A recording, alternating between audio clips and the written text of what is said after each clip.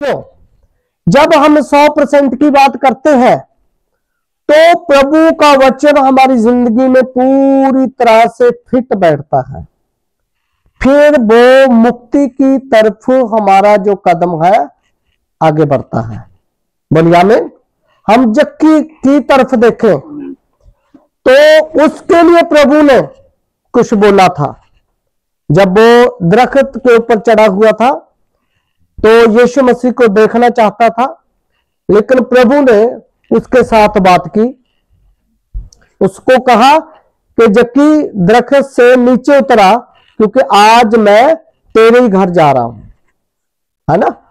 तो प्रभु जब उसके घर में गया तो वहां पर लिखा है कि यीशु मसीह उसके साथ बातें करने लगा। क्या करने लगा भाई? बोलिए, क्या करने लगा? बातें करने लगा। आप लोग भी देखिए, जब यीशु मसीह किसी के जीवन में आगे बढ़ता है तो प्रभु उसके साथ क्या करता है? बातें करना शुरू कर देता है। हालेलुया। जो 30 गुना, 60 गुना और 100 गुना फल लाने की बात जब बाइबल करती है, तो जब जक्की के घर में यीशु मसीह चला गया तो वहां पर आप ध्यान देते हैं, जब तो उसने कहा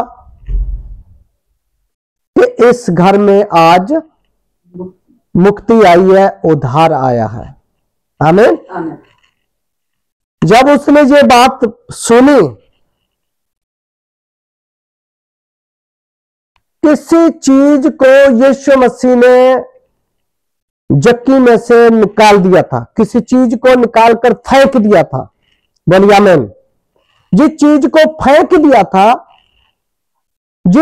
जिस बोलने के शब्द के द्वारा प्रभु के जक्की मजबूर हो गया ये कहने के लिए कि जो उसके पास धन था, लूटा हुआ, इकट्ठा किया हुआ, तो उसने सब कुछ यीशु मसीह के आगे रख दिया।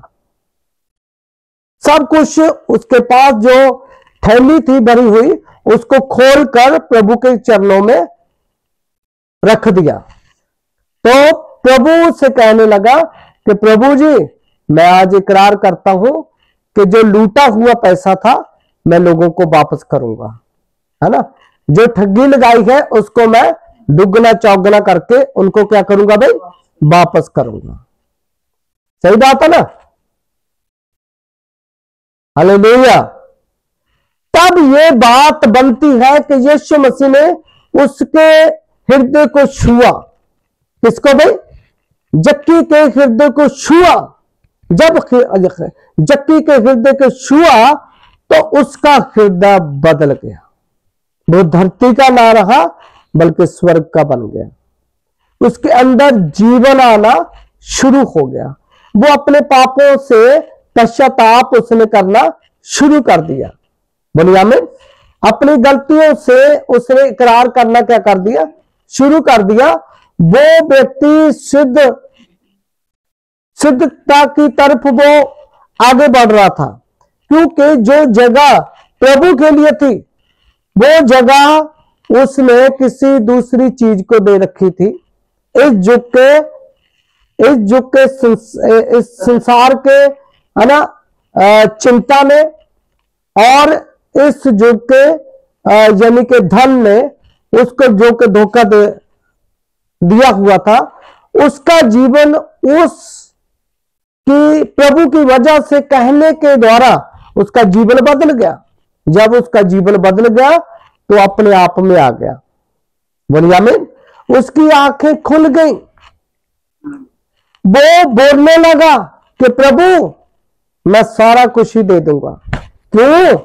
क्योंकि उसने उस चीज का प्रकाशन हासिल किया कि जो जितना मेरे पास धन है, मैं अपने जब से मैं ये काम कर रहा हूं, लोगों को ठगी में लगा रहा हूं, पैसे उनसे घसीट रहा हूं, इकट्ठा कर रहा हूं, मैं कितना पैसा इकट्ठा कर लिया, पर उसने देखा जब यीशु मसीह के साथ मुलाकात हुई कि मेरा किया हुआ, इकट्ठा किया हुआ पैसा, जो धन दौलत है, वो मेरे लिए क्या है, सब का सब व्यर्थ है।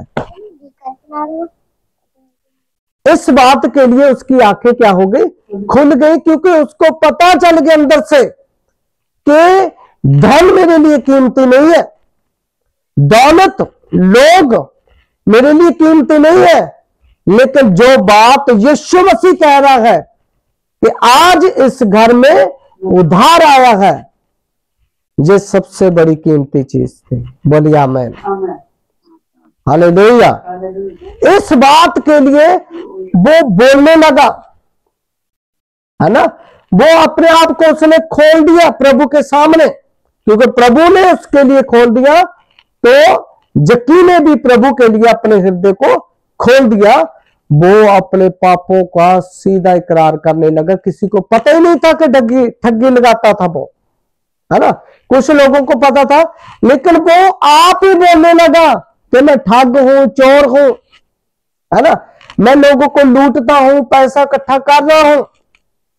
इसीलिए वह व्यक्ति एक ही दिन में जब प्रभु के साथ जक्की की मुलाकात हुई, तो जक्की क्या हो गया, बोलिए, बदल गया। हालेलुया, उसका जीवन बदल गया। क्यों? क्योंकि उसने प्रभु के वचन को सुना था और समझा था। बोलिए आमीन। क्योंकि जो वचन को सुनता है, अच्छी भूमि वाला व्यक्ति वह है, उस भूमि के समान है वो व्यक्ति, अच्छी भूमि के समान है जो वचन को सुनता है और समझता है। और बाइबल में लिखा है वो पक्का जरूर फल लेकर आता है। क्या लेकर आता भाई? जरूर फल आता है। कोई 100 गुना, कोई 60 गुना और कोई 30 गुना पक्का फल लेकर आता है। हालेलुया, प्रभु की महिमा हो। तो ये व्यक्ति भी प्रभु के लिए कुछ कर रहा था, फल पेश कर रहा था, क्योंकि प्रभु जब किसी के पास आता है तो वो किस लिए आता है? ताकि उस व्यक्ति से मेरे को क्या मिले? प्रतिफल, है ना, फल जो प्रभु ने उसमें रखे हैं वो प्रभु को प्राप्त हो। बोलिए आमीन, हालेलुया। एक बार अंजीर के वृक्ष के पास प्रभु यीशु मसीह गया फल लेने के लिए, खाने के लिए। तो जब उसके पास गया, उसको कोई भी फल नहीं लगा था। और जब प्रभु ने देखा कि उसके ऊपर कोई फल नहीं है, तो क्या हुआ? तो वहां पर जब देखा कि अंजीर के वृक्ष के ऊपर एक भी फल नहीं है, यीशु मसीह निराश हो गया। क्या हुआ? निराश हो गया। और उसने अपने मुंह से कुछ लफ्ज बोले। लफ्ज क्या थे वो? वचन क्या बोला? उस अंजीर के वृक्ष को यीशु मसीह ने क्या दे दिया? श्राप। श्राप दे दिया कि तू सूख जा। क्या भाई? वो पेड़ एकदम सूख गया। एकदम क्या हो गया भाई? सूख गया। तो प्रभु ने जब अपने चेलों के साथ था, तो उसके चेले उसके साथ बात कर रहे थे। वो पूछ रहे थे कि प्रभु ऐसे कैसे हो सकता है ना, ये ऐसे कैसे हो सकता है? ये भी पेड़ एकदम से कैसे सूख गया? तो प्रभु ने वहां पर क्या बात की? चंगाई की, छुटकारे की,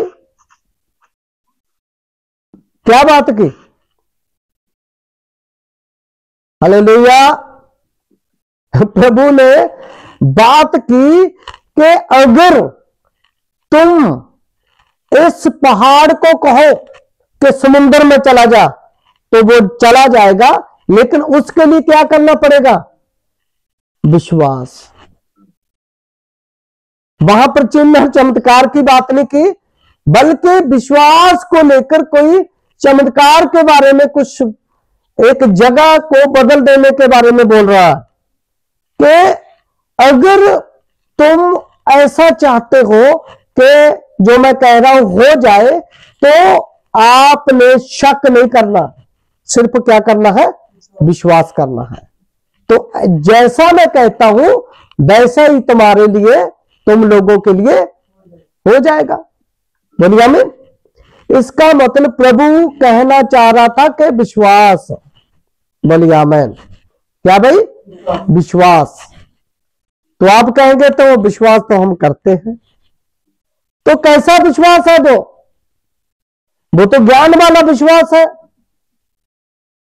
लेकिन जो मसीही विश्वास है वो ताजगी देता है, वो मनुष्य को गर्म करता है ना, और उसकी बढ़ोतरी करता है, आगे लेकर जाता है, उसको आनंद देता है। अपने समय के ऊपर दिया हुआ जो वचन है उसके मुताबिक प्रभु उन लोगों के साथ क्या करता है? बातचीत करता है।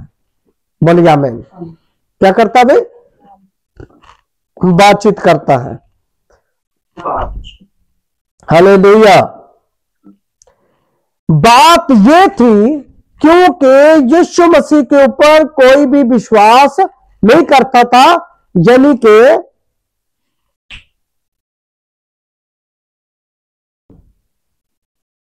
हमें